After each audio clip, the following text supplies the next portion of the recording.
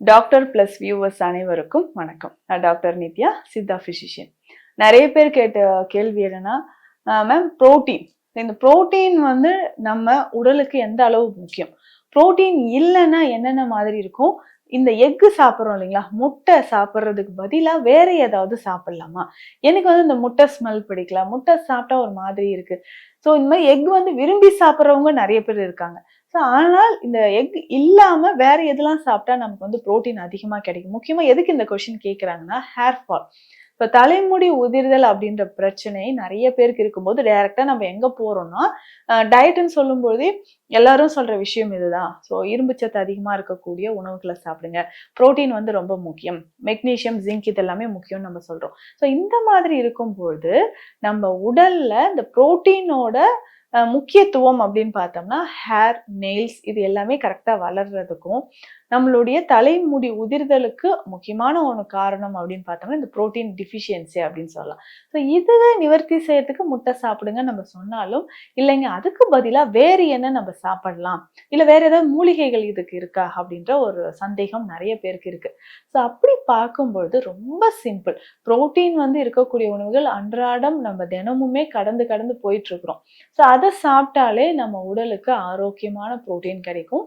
தேவையான அளவுக்கு, அதாவது தலைமுடி உதிராமல் இருக்கிறதுக்கு தேவையான அளவுக்கான புரோட்டீனும் நமக்கு கிடைக்குதுன்னு சொல்லலாம்.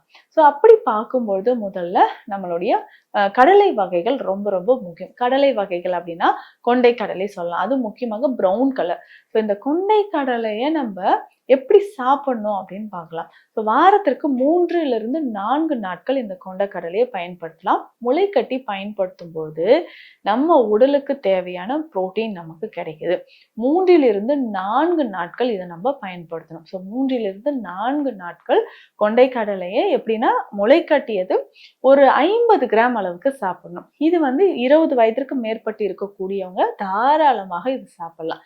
ஸோ இது சாப்பிடும்போது இதனுடைய கொஞ்சமா நம்ம என்ன பண்ணணும் அப்படின்னா, சாலட் மாதிரியும், அதாவது கேரட் கொஞ்சம் துருவிக்கலாம், முட்டைக்கோஸ் கொஞ்சம் போட்டுக்கலாம், தக்காளி கொஞ்சம் வச்சுட்டு வெள்ளரிக்காய் இது எல்லாமே சேர்த்து நம்ம சாப்பிடும்போது உடலுக்கு தேவையான மொத்த அளவுக்கான புரோட்டீனும் நமக்கு கிடைக்க ஆரம்பிக்குது. ஸோ இப்போ புரோட்டீன் குறைபாடு அப்படின்ற ஒரு பேச்சே இல்லாமல் இருக்கணும் அப்படின்னா இந்த கொண்டை கடலை ஒரு பெஸ்ட் சோர்ஸ் அப்படின்னு சொல்லலாம்.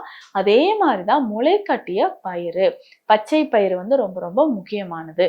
ஸோ முளை கட்டிய பச்சை பயிறு நம்ம சாப்பிடணும். அதே மாதிரிதான் முளை கட்டிய கருப்பு உளுந்து, கருப்பு எள்ளு, வெந்தயம். ஸோ இது எல்லாமே முளைக்கட்டி சாப்பிடும் பொழுது நம்ம உடலுக்கு தேவையான இரும்பு சத்து, புரோட்டீன் இது எல்லாமே நமக்கு கிடைக்குது அப்படின்னு சொல்லலாம். ஸோ தொடர்ந்து நம்ம வந்து இதை பயன்படுத்த கூந்தல் ஊதிர்தல் அப்படின்ற பிரச்சனை மட்டும் இல்லாமல் உடலுக்கு தேவையான புரோட்டீனும் நமக்கு கிடைக்குது. அடுத்ததாக முட்டை சாப்பிடாம வேறு என்ன உணவுகள் எடுத்தா இதுல வந்து புரோட்டீன் வந்து நிறைஞ்சிருக்கு அப்படின்னு கேட்டிங்கன்னா, நம்ம அன்றாடம் பயன்படுத்தக்கூடிய விஷயங்கள் தான். சில வகையான மூலிகைகள், கீரை வகைகளை நம்ம பயன்படுத்துறோம். இதுல வெந்தயக்கீரை ரொம்ப ரொம்ப முக்கியமானது. அதற்கு அடுத்தது பார்த்தோம்னா கொள்ளு சார்ந்த உணவுல எடுத்துக்கணும். கொள்ளை பொறுத்த வரைக்கும் நம்ம உடல்ல பேட் கொலஸ்ட்ராலை குறைத்து உடலுக்கு ஆரோக்கியத்தை தருது. அந்த அளவுக்கு நமக்கு புரோட்டீன் தரக்கூடிய முக்கியமான ஒரு பொருளாக நமக்கு கொள்ளு இருக்கு. ஸோ இதையும் நம்ம பயன்படுத்திக்கலாம். அதுக்கப்புறம் பால் மற்றும் பால் பொருட்கள் அப்படின்னு சொல்றது, அது பன்னீர் சாப்பிடலாம், சீஸ், இதுல எல்லாமே புரோட்டீன் சத்துக்கள் நமக்கு நிறைஞ்சு இருக்கு. ஸோ இதை தாண்டி சில வகையான காய்கறிகளை நம்ம சாப்பிடும்போது உடல்ல புரோட்டீன் சத்துக்கள் நமக்கு நிறையவே கிடைக்குது அப்படின்னு சொல்லலாம். ஸோ வெஜிடபிள்ஸ் அப்படின்னு சொல்லும்போது அனைத்து வகையான காய்கறிகளும் நம்ம சாப்பிட்டுட்டு வரலாம். அதுலேயும் முக்கியமாக நான் சொன்ன மாதிரி கீரை வகைகள் ரொம்ப ரொம்ப முக்கியம். அதனோட பார்த்தோம்னா வெண்டைக்காய் ரொம்ப முக்கியம், கோவக்காய், கொத்தவரங்காய் இது எல்லாமே நம்ம உணவுல சேர்த்து சாப்பிடணும். இதுல முக்கியமாக பார்த்தோம்னா நூக்கோல், சௌச்சவ் இது எல்லாமே நம்ம உணவுல சேர்த்து சாப்பிட என்னன்னா புரோட்டீன் சத்து நம்ம உடலுக்கு தேவையான அளவுக்கு நமக்கு நல்லாவே கிடைக்க ஆரம்பிக்கும். அதே மாதிரி முக்கியமாக பார்த்தோம்னா சிலர் வந்து இந்த டேப்லெட்ஸ் எல்லாம் சாப்பிடுவாங்க, அந்த மாதிரி தேவையில்லை. அப்போ இதற்கு பதிலாக புரோட்டீன் சத்துக்கள் நிறைந்திருக்கக்கூடிய உணவுகள் அப்படின்னு பார்த்தோம்னா இதை சாப்பிடலாம். இதுல நம்ம கவனிக்க வேண்டிய விஷயம் என்னன்னா, புரோட்டீன் சத்து நம்ம உடல்ல குறையும் பொழுது, எந்த மாதிரியான சிம்டம்ஸ் தெரியும்? ஏற்கனவே நான் சொன்ன மாதிரி அதிகமான தலைமுடி உதிர்தல், நகம் வந்து உடையிற மாதிரி இருக்கும். போன்ஸ்ல வந்து ஒரு தெம்பே இல்லாத மாரி, உடல் வந்து எலும்புகள் வலிமை இல்லாத மாதிரியும், மூட்டுக்கள்ல அதிகமான வலி இருக்கிற மாதிரி நமக்கு தெரிய ஆரம்பிக்கும். ஸோ இது எல்லாமே இருக்கும். இதனோட சர்க்கரை நோயாளிகளாக இருந்தாங்கன்னு வச்சுக்கோங்களேன், இதனோட உடல் சோர்வு ஏற்படுறது, நரம்புகள் வந்து வலிமை இழக்கிறது, கால் பாதங்கள்ல எரிச்சல் ஏற்படுறது, இந்த மாதிரியான சிம்டம்ஸ் வந்து நமக்கு தெரிய ஆரம்பிக்கும். ஸோ தொடர்ந்து இந்த புரோட்டீன் குறைபாடு இருக்கும்போது, இந்த அறிகுறிகள் எல்லாமே தெரியுதுன்னா, ரொம்ப ரொம்ப நம்ம கவனமாக இருந்து, புரோட்டீன் வந்து இம்பேலன்ஸா இருக்குன்னா, அத வந்து பேலன்ஸ் பண்ணிக்கணும். ஸோ இதுவே பிளட் பிரஷர் இருக்குங்க, கொலஸ்ட்ரால் இருக்குங்க, இதனோட புரோட்டீன் குறைபாடும் இருக்குமானா, இந்த சிம்டம்ஸோடயே சேர்த்து என்ன ஆகும்னா, அடிக்கடி வந்து ஒரு பால்பிடேஷன் ஏற்படுறது, சரியா சாப்பிடுற உணவு அப்சார்ப்ஷன் ஆகாம இந்த மாதிரி பிரச்சனைகளும் இருக்கும். அப்போ சுகர் இருந்தாலும், நமக்கு பிளட் பிரஷர் இருந்தாலும், அதற்கு ஏற்ற மாதிரியான உணவுகள வந்து நம்ம ஃபாலோ பண்ணும்போது, கொஞ்சம் கொஞ்சமாக நமக்கு இம்ப்ரூவ்மெண்ட் வந்து தெரிய ஆரம்பிக்கும்.